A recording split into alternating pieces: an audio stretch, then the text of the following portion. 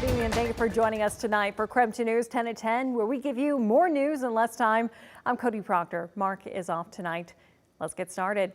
We're kicking off with our evening with a look at your forecast. If you were out trick-or-treating tonight, you probably noticed not only the spooky decorations, but spooky weather as well to match the mood. Meteorologist Michelle Boss is standing by in the Weather Center tonight. And Michelle, what Halloween means is that it's also the end of October. What can we expect for the rest of this week as we kick off November? We are looking at colder than average temperatures. Boy, I'm sure when the numbers are all crunched, it will be a record-breaking October, record-breaking because of its warmth. And we even saw that on this Halloween with temperatures that were several degrees above average because the cloud cover this evening. We didn't see a huge drop in temperatures, still 48 degrees. We've had some rain, but it's been pretty light across the Spokane area. So I think most trick-or-treaters in Spokane got off pretty good for weather. It was a lot soggier to the south and to the east of us.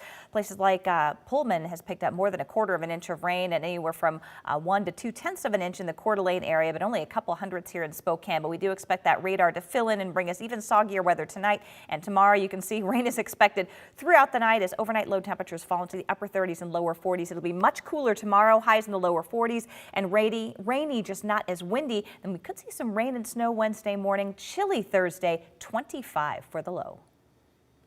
Michelle, thanks so much. Well, one Spokane home's turning heads this Halloween with a massive pumpkin display, each of them carved by hand thanks to dozens of volunteers. KREM 2's Kyle Simchuk takes us to the Spokane Pumpkin House. We've met lifelong friends doing this. You just meet your neighbors and everybody around, you know. On this street in Northwest Spokane, you'll find more pumpkins than people. And every year they say the same thing. Why do you keep doing it? You know, it's a lot of pumpkins, but you know, it's a great way to bring the community together. Jorge Alvarez is the owner of what's become known as the Spokane Pumpkin House. I was a truck driver for a while. We ended up getting pumpkins for free that the company wasn't needing, so I brought them home. We carved them all. We thought it looked cool. Kind of just took off after that, you know. 5 years later, he's keeping the annual tradition alive. Every year we've just been getting more and more. This year, 512 pumpkins on the lawn, even the roof. We get a lot of traffic through here around this time, for sure. Well, the buses sometimes they'll stop and then they let all the people out to take photos and they get back in and they take off. Jorge does all the gutting.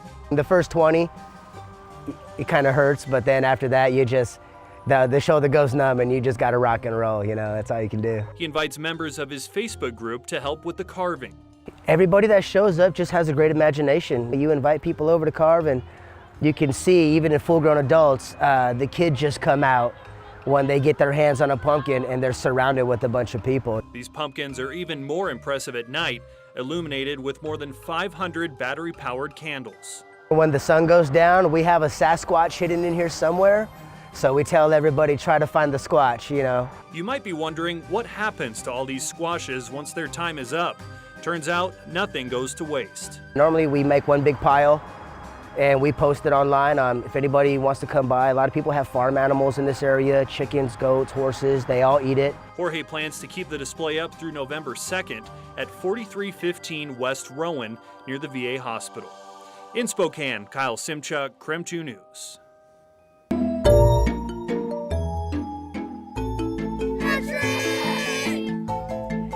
And that's a message from some of our viewers who were out enjoying everything Spokane had to offer tonight. Not just the pumpkin house, but of course trick-or-treating.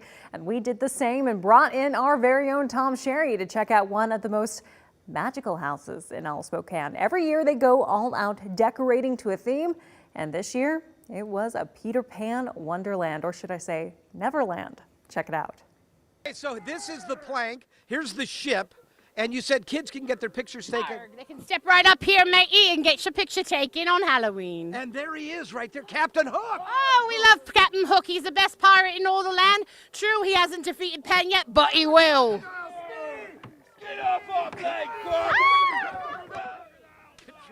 And Tom was out there all afternoon to really get into the spirit of the season, and hopefully you had a chance to see Spokane's most festive house, or at least got a whole bunch of candy while you were out and about. Well, happening right now, another chance is up for grabs at the second largest Powerball ever. The numbers were drawn within the last few hours, so if you bought a ticket, make sure to check it. Tonight's numbers are 13, 19, 36, 39, and 59 with a Powerball number of 13. If you match these numbers, which are right there on your screen, you win an estimated $1 billion. Again, that is the second largest amount ever. Happening tomorrow, the public's invited to attend an open house to look at the preliminary designs of the newest Interstate 90 corridor. The improvements are part of Idaho Governor Brad Little's Leading Idaho initiative. The meeting tomorrow runs from 4 to 7 p.m. at the Red Lion Hotel Templins on the river in Post Falls. The proposed improvements include adding lanes and upgrading interchanges. Officials say it'll impact roads in both Washington and Idaho. A new development in the case of a wrong-way crash that killed 2 girls from Clarkston. The driver accused of killing them is now in custody after spending weeks in the hospital. 25-year-old Vincent Levine was booked into the Maricopa County Jail just hours ago. He's facing murder charges for the deaths of Abriana Hoffman and Maggie Ogden, 2 18-year-olds from Clarkston, as well as for the death of Hunter Balderi, who was from Honolulu. The crash happened just before 4 a.m. on October 10th. The 3 were driving down Interstate 17 when Levine crashed into them driving the wrong way. Also new tonight, the Spokane Police Department and Spokane Regional Emergency Communications Department, also known as SREC, received 911 calls changed today.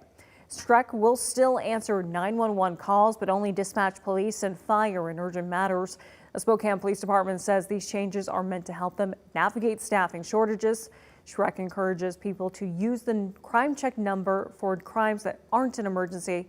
That number is at the bottom of your screen if you ever need to use it. Well, within the last few hours, multiple people in Chicago were reportedly shot on the city's west side. At least 10 ambulances responded to the scene, and officials suspect 14 people may have been injured, but they can't confirm at this time. Again, details are not confirmed at this point, but witnesses say they heard as many as a dozen shots. The same witness said he found victims of all ages, even some as young as 5 or 6, were potentially injured at the scene. This is a developing story that is rapidly changing, and we'll continue to bring you the latest as we learn it.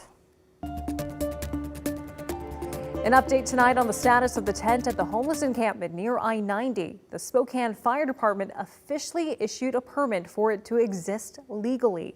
This means WashDOT will no longer be facing a daily fine. The tent was initially set up by Jules Helping Hands back in early July. It had fans, misters, and air conditioners to help camp residents deal with the high summer temperatures.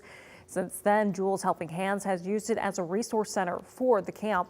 The permit does specify safety standards the tent must meet in order for it to exist. This includes having a minimum of 2 exits, including an emergency exit. No more than 115 people can be inside the tent at one time, and the permit must be posted in a visible location. Well, let's move on now to Nightbeat with a quick look at the day's top stories. Today, the trial began for a man accused of murdering his ex-wife in 2020. Yasser Daraji was arrested back in January of that year after his ex-wife's body was found inside a burning car. Police say Daraji abused and threatened to kill his ex-wife for years leading up to her murder. He now faces charges of first-degree murder. Spokane police are asking for help tonight finding a missing 11-year-old boy. Take a look at your screen. This is a photo of him. Jaden Borkin was last seen around 3 o'clock this afternoon leaving Francis Scott Elementary. He's described as being white, wearing a black hoodie, black jeans with zipper pockets on the front, a black backpack, and black shoes. He's about 4 feet 9 inches tall and weighs about 120 pounds. Anyone with information is asked to call Crime Check. That number is at the bottom of your screen. And a former Seattle body broker is headed to prison after sentencing today. Walter Mitchell ran a company that accepted donations of human bodies for medical and scientific research. Several of his donors ended up dumped in the Arizona desert. An Arizona judge sentenced Mitchell to 6 years and 3 months in state prison. With time already served, Mitchell will spend just over 4 additional years behind bars. If that was your Night Beat, to learn more about any of these stories, just text the word night to 509-448-2000 and we'll send them right to your phone. And that was your KREM 2 News 10 at 10, where you get more news in less time. But don't go to bed just yet. A federal lawsuit's now been filed on behalf of the people living at the I-90 homeless camp. Up next, we hear from the attorney involved. Plus, if you haven't yet lost your Halloween spirit, we have a new special that you can watch right now on KREM 2 Plus. We're checking out some of the creepiest places around town in haunted Spokane. Take a look. A ghost is a shadow. It just seems like bad things do happen to people who live there. They like see the piano keys moving. No one is there. No one's there. So it really wasn't a huge courtyard. Big enough for inmates to do their exercise, and I guess big enough for the 300 people they invited to the hangings.